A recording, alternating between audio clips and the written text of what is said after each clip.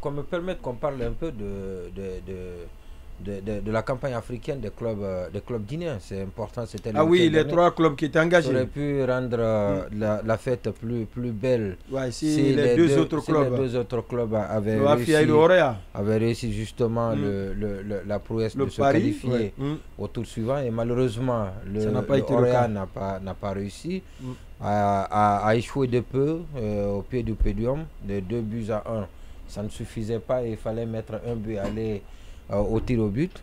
Et donc le Royal n'a pas réussi et c'est un peu compliqué pour le club de Matan ces derniers temps qui a raté le championnat et qui vient malheureusement de rater aussi la qualification au tour suivant dans une confrontation où le Royal était annoncé très favori donc face à son adversaire ghanéen.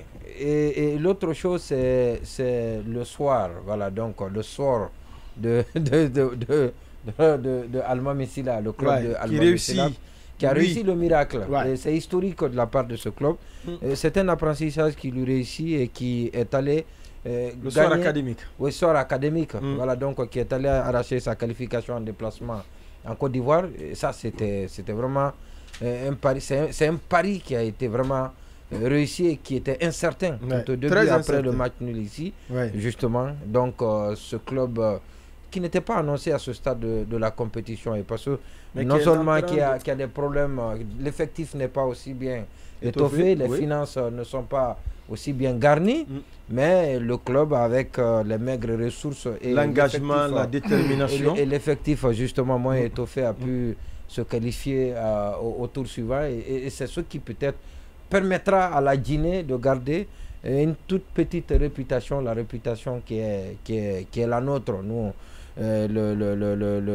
la Guinée, et cette réputation acquise grâce au parcours de Orea qui commence à trébucher un tout petit peu.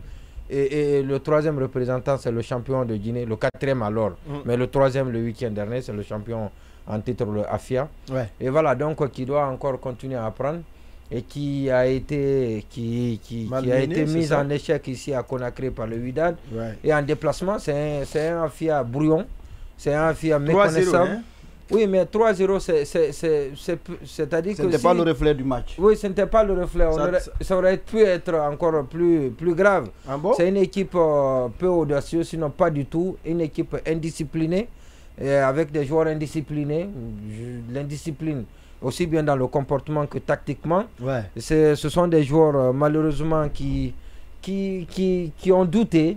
Ce sont des joueurs. Leur capacité, c'est ça? Il leur manque assez de choses pour compétir dans la cour des grands.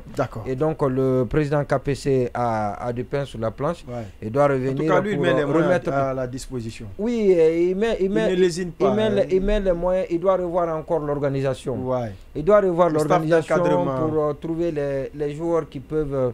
Et parce qu'il s'est passé des choses, c'est vraiment regrettable. C'est vraiment regrettable. Parce que c'est une équipe qui pouvait faire mieux contre le Wydad. J'ai eu l'occasion de regarder le match sur 6 TV et le match, et je me suis dit que c'était possible.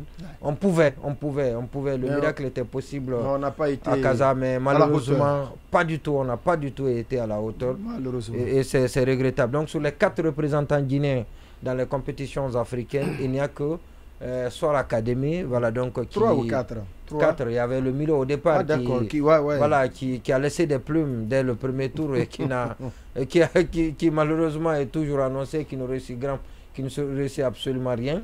Et après, voilà, donc les 2 autres clubs aussi qui quittent la compétition. Et c'est finalement le seul qui va empocher la somme de 100 000 $ pour sa qualification en match de poule. Alors, si l'Orea était qualifié en match de poule, l'Orea aurait empoché 600 000 $. Et malheureusement, tout cela est parti et j'ai peur pour peut-être l'indice de classement de la Guinée à l'issue de la saison.